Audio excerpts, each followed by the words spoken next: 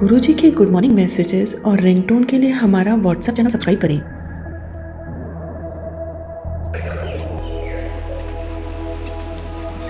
गुरु अंगद देव जी सिखों के दूसरे गुरु थे। वह श्री गुरु नानक देव जी के बाद सिखों के दूसरे गुरु बने। गुरु अंगद देव जी का श्री जनात्मक व्यक्तित्व था। उनमें ऐसी आध्यात्मिक क्रियाशीलता थी जिससे पहले वह एक सच्चे सिख और फिर एक महान गुरु बने। गुरु अंगद देव जी लहणा जी भी कहलाते थे। गुरुजी पंजाबी लिपि गुरुमुखी के जन्मदाता हैं, जिसमें सिखों की पवित्र ग्रंथ आदि ग्रंथ के कई हिस्से लिखे गए। गुरु अंगद देव जी का जन्म हरीके नामक गांव में, जो कि फिरोजपुर पंजाब में है, सन 1504 में हुआ था।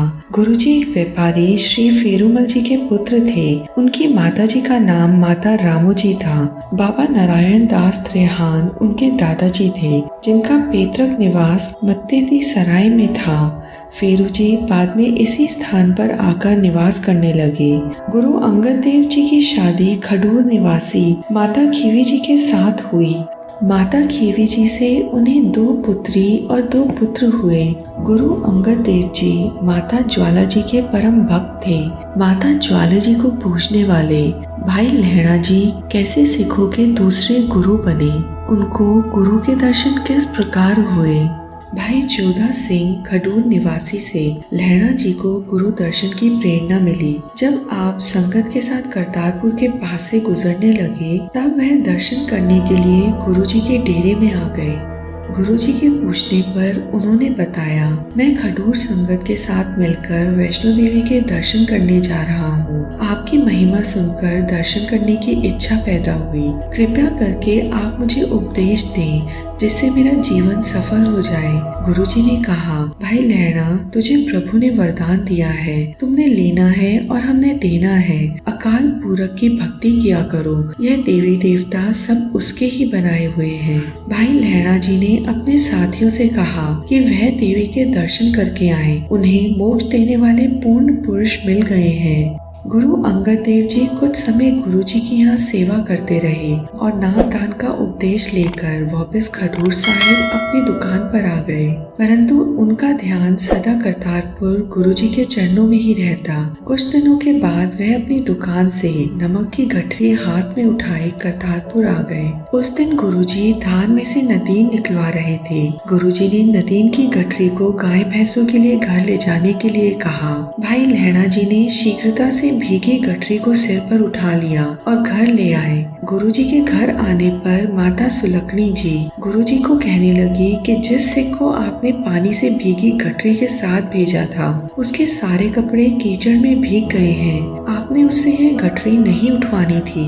गुरुजी ने हंसकर कहा, यह कीचड़ नहीं जिससे उसके कपड़े भीगे हैं, बल्कि केसर है। यह गठरी को कोई और उठा नहीं सकता था, अतः उसने उठा ली। भाई लहणा जी गुरु जी की सेवा में हमेशा हाजिर रहते। वह अपना ध्यान गुरु जी के चरणों में ही लगाए रखते थे। गुरु नानक देव जी ने अपने दोनों पुत्रों को छोड़कर उन्हें अपना उत्तराधिकारी नियुक्त किया था। उनकी वाणी में जीवों पर दया, अहंकार का त्याग, मनुष्य मात्र से प्रेम, रोटी की चिंता छोड़कर परमात्मा की सुध लेने की बात कही गई है। गुरु अंगद देव जी श्री गुरु नानक देव जी की उन 7 परीक्षाओं में सफल रहे थे, जिनमें गुरु नानक देव जी के पुत्र और अन्य दावेदार नाकाम हो गए थे। गुरु नानक देव जी ने उनकी पहली परीक्षा कीचड़ के ढेर से लथपथ घास फूस की गठरी अपने सिर पर रखवा कर ली। दूसरी परीक्षा उनकी तब हुई जब गुरु नानक देव जी ने उन्हें धर्मशाला से उठाकर मरी हुई चुहिया बाहर फेंकने को कहा। तीसरी परीक्षा उनकी तब हुई जब मैल के ढेर में से कटोरा निकालने को कहा। उनके दोनों पुत्र इस कार्य को करने के लिए तैयार नहीं हुए थे।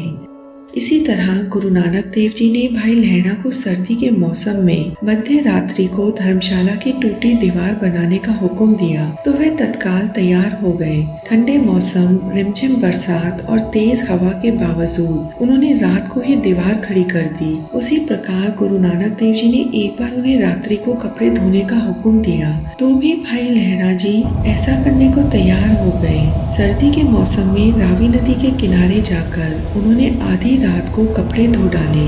इस बार गुरुजी ने उनसे पूछा कि कितनी रात बीत चुकी है, तो भाई लहणा जी ने उत्तर दिया, परमेश्वर की जितनी रात व्यतीत होनी थी हो गई और जितनी बाकी रहनी चाहिए उतनी ही बची है। इस उत्तर को सुनकर गुरु नानक देव जी समझ गए कि उनकी आध्यात्मिक अवस्था चरम सीमा पर पहुंच चुकी है।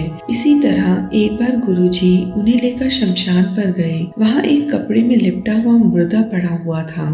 गुरु नानक देव जी ने भाई लहणा जी से कहा कि तुम्हें उसे खाना है, तो भाई लहणा जी एकदम तैयार हो गए। गुरु नानक देव जी ने उन्हें अपने गले से लगाकर कहा, अब तेरे और मेरे में कोई अंतर नहीं रहा, आज से तुम अंग हुए, मेरे अंगद। तभी से उनका नाम अंगद देव हो गया, जो सिख पंथ के दूसरे गुरु कहलवाए। सतनाम श्री वाहिगुरु।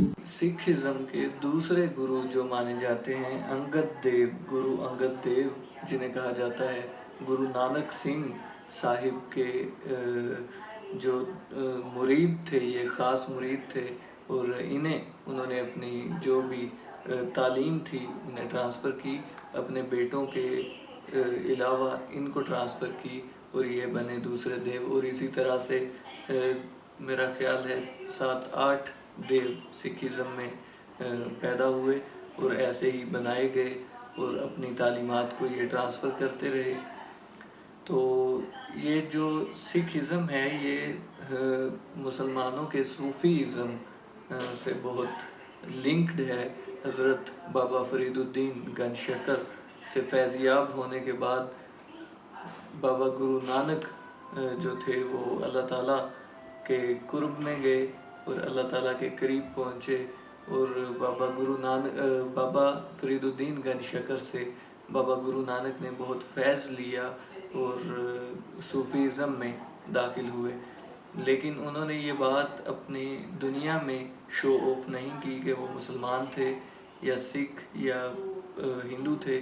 तो लेकिन बाबा फ़रीदुद्दीन गंजशकर रहमतुल्लाह अलैह से उन्होंने फैज़ लिया। इसी तरह उनकी जो बाणी है उनमें बाबा फ़रीदुद्दीन गंजशकर का ज़िक्र है, उनके शेरों का ज़िक्र है, उनकी शायरी का ज़िक्र है और उनकी तारीफ़ की गई। तो दोस्तों यही थी आज की वीडियो, मिलते हैं ऐसे ही नेक्स्ट वीडियो में, तब तक के लिए अल्लाह हाफिज़।